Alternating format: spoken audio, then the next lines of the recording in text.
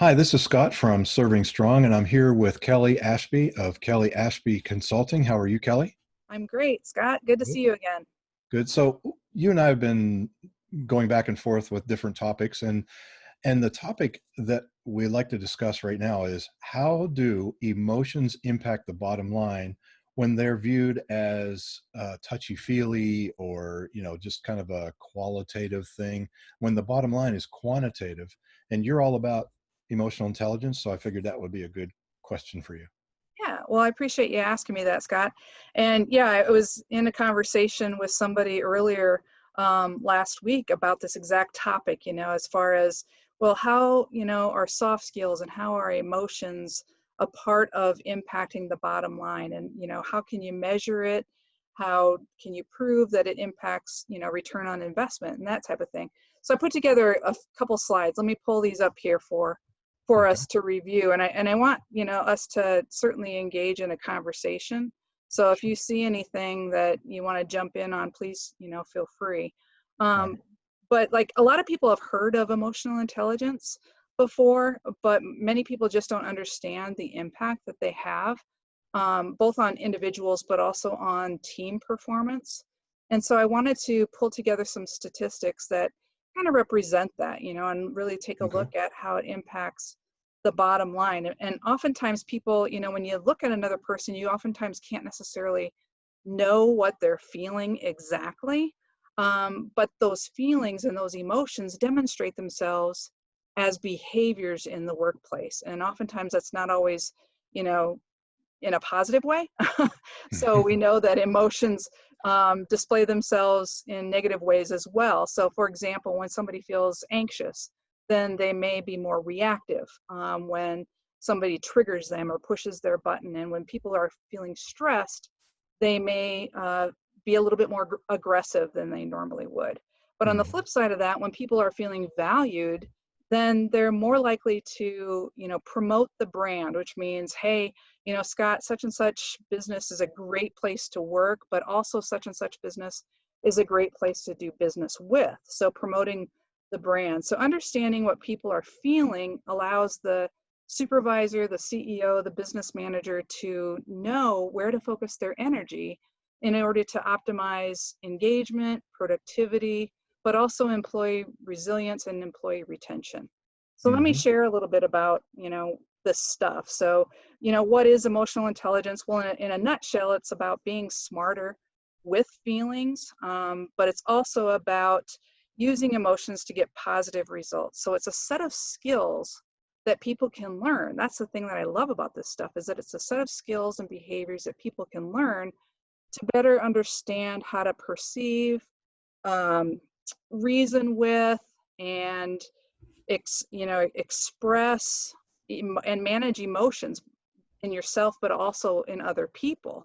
And so Mhm. as supervisors and people that manage other people, if we can learn those skills on how to manage those emotions in ourselves and others, we can figure out a way to generate those positive results. And when I talk about positive results, I'm talking about productivity, profitability, reducing the expenses of absenteeism and turnover and those types of things. And that certainly impacts the bottom line. So another way to look at this, and I'm going to look at my infographic that I use, and it's available on my website.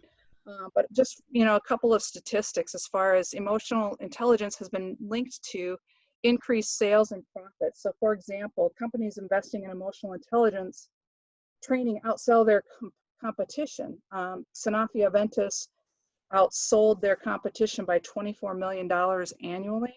MetLife outsold their competition by 37% annually. But also you see on this slide, the impact of, or the impact the emotions have on customer service, leadership ability, and performance and productivity. So research also says that employees, 97% of employees that were surveyed said that they could be more productive, and 49% of those said that they could increase their productivity by 50% or more when working for somebody that brought a positive mood and a positive vibe to the environment. But Mhm. it's also, as far as impacting the bottom line, been linked to reducing these things, the costs related to turnover, which is often a byproduct of stress and burnout. Well, one of the statistics that I found said that emotionally intelligent leaders engage and influence more effectively and can reduce the executive turnover by 87% at Pepsi. So that Wow. equated $4 million savings in just one company.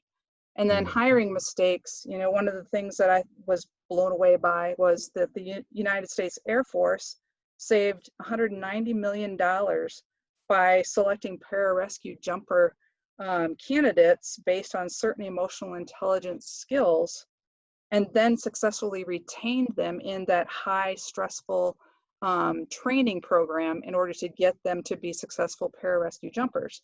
So mhm. $190 million is certainly nothing to sneeze at.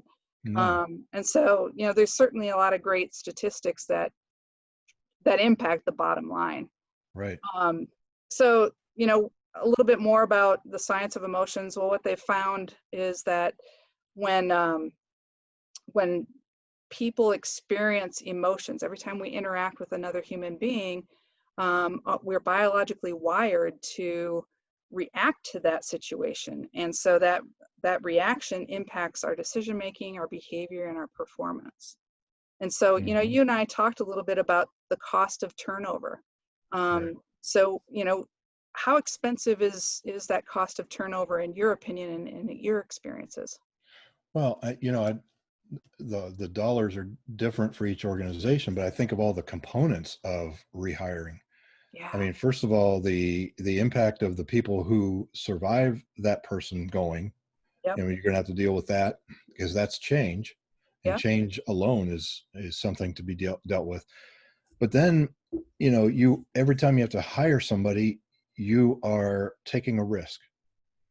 So the you know so you got the risk there. You have change and risk, and I'm thinking the Yeah. amount of time that it takes for usually multiple managers or multiple leaders involved in the hiring, recruiting, Yeah. onboarding, and all of that, and the time that that could be spent in their other responsibilities.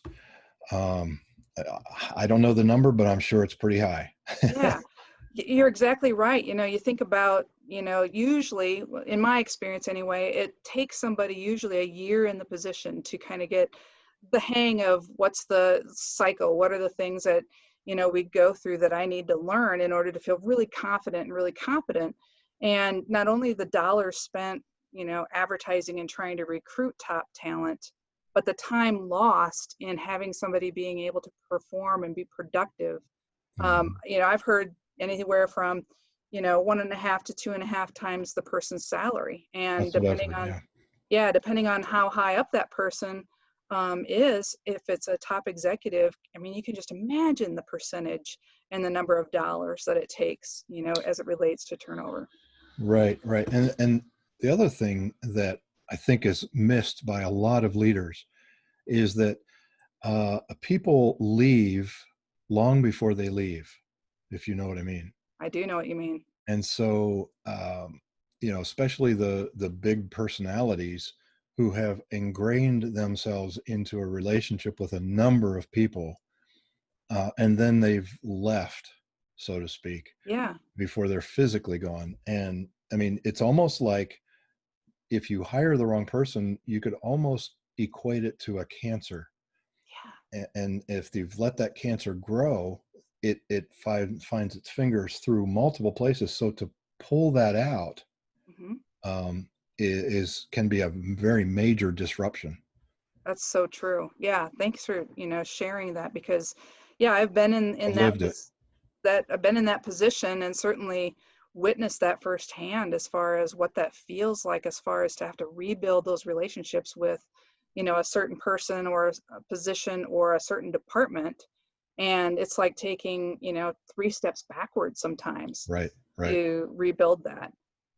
So the Yeah. other thing that I wanted to share with everybody is, just this list. I'm not going to go through all of them, but the list of the ways that negative emotions impact things, and thinking about, you know, when we're trying to be at the top of our game as far as performance and productivity is concerned, negative emotions tend to, cause a narrowing of our thinking and limiting of our interpretation of events, and reduce basically our ability to think at our best, and can oftentimes lead to disengagement behaviors which reduce performance. Whereas, on the flip side of the coin, when we're experiencing more positive emotions, people are more willing to try things, take more risks, be open to new ideas, and are oftentimes see more options and are more engaged in whatever the problem solving situation may be. And so it has this really big impact on our ability to be able to make decisions and our ability to perform at our best.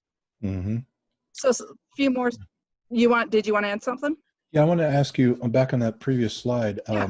the where the role of fear Yeah. plays. Um, is it the opposite of positive? I work with CEOs who, many CEOs or entrepreneurs, business owners, will go from euphoria to panic to euphoria to panic. Just, it's a Mhm. part of the role, I guess. Right. And then in those panic moments, can you still be positive, or is fear equal to negative emotion?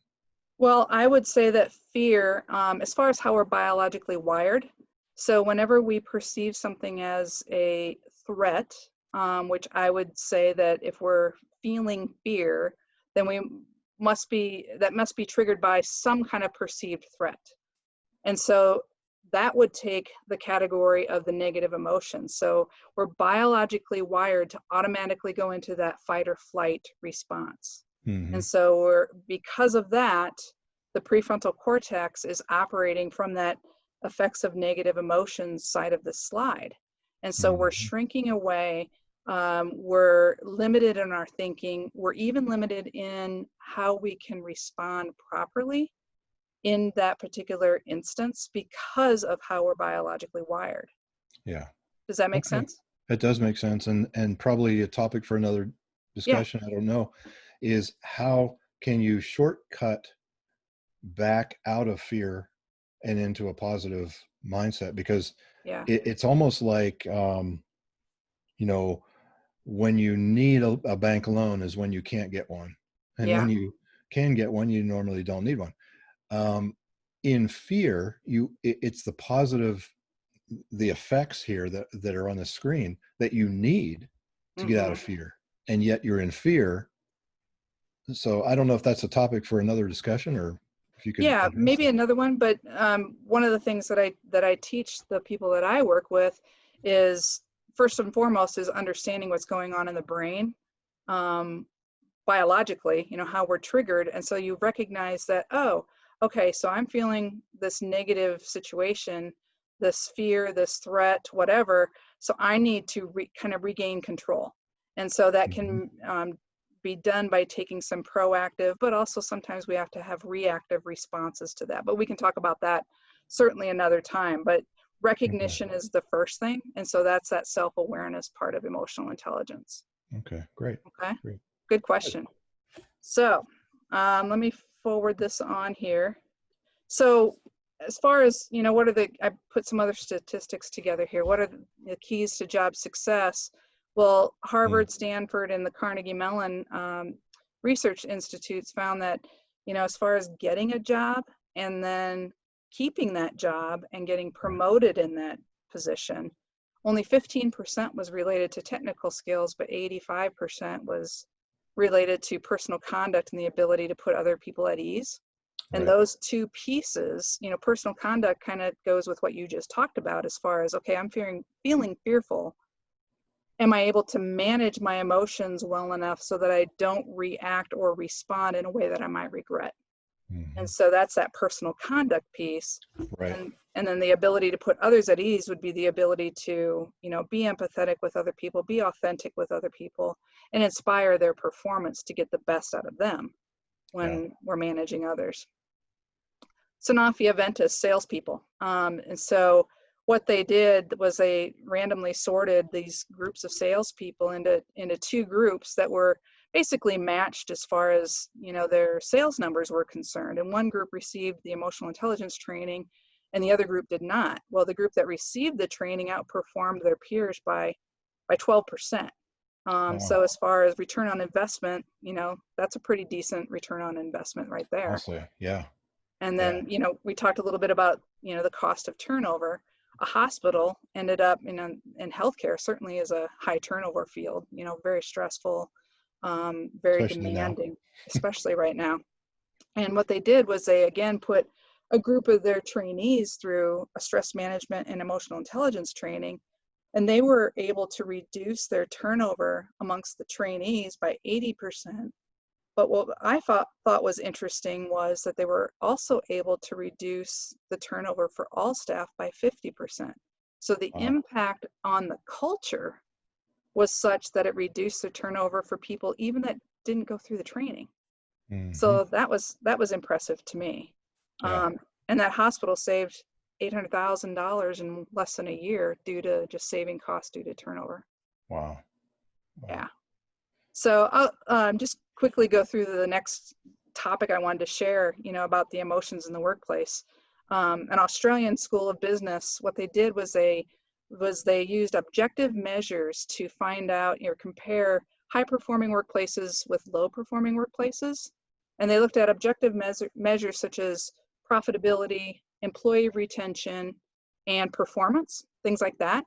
And so the blue line on that spider web indicates those high performing workplaces.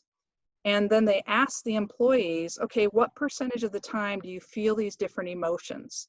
And so half of the emotions on this spider web are what we would call more positive emotions, and half of them are what we would consider more negative or threat-based emotions. And so you can see the high performing workplace people are feeling the positive emotions a greater percentage of the time than those that work at low performing workplaces.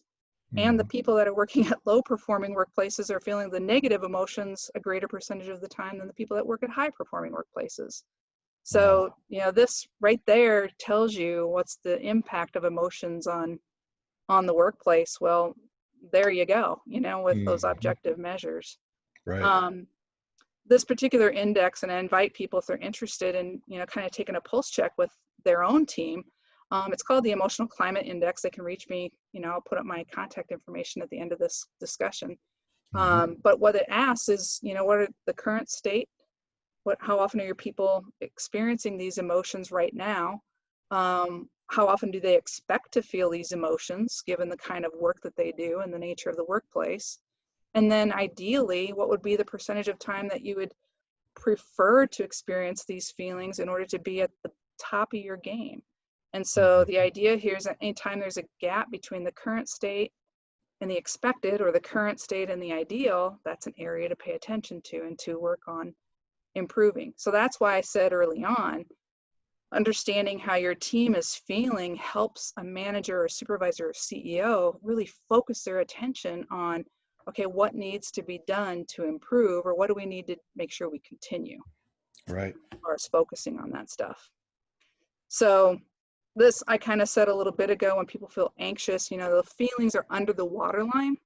And so Hmm. oftentimes when we look at somebody, we can't automatically tell what they're feeling, but the behaviors that they demonstrate give us kind of an indication of what they may be feeling. So I Yeah. mentioned anxious and stressed before, and valued, promoting the brand, but when people feel appreciated, they're also more willing to give their all and give that discretionary effort. Employee engagement is what That's we're referring fascinating. to. Hmm. Yeah. So here's my contact information if anybody's interested in, doing one of those emotional climate indexes with their team to get an idea of what they're feeling, and then we can work together to address, maybe what are some strategies that could be put into place to help them, improve in those various areas. That's great, and I appreciate what you're doing for the workplace. I think certainly leaders have a lot to face right now, especially with the pandemic and with the racial tension that is in the world, um, quite literally around the world. Yes. And so it's very good time to be looking at this sort of thing. Thanks, So Scott. yeah, thank Yeah, I you appreciate that. for the time. Thank you for sharing some of your brilliance. You bet. Anytime, Scott. And thanks for engaging with me in the discussion. Sure. Appreciate that very much. No problem. Have a good day, okay? You too.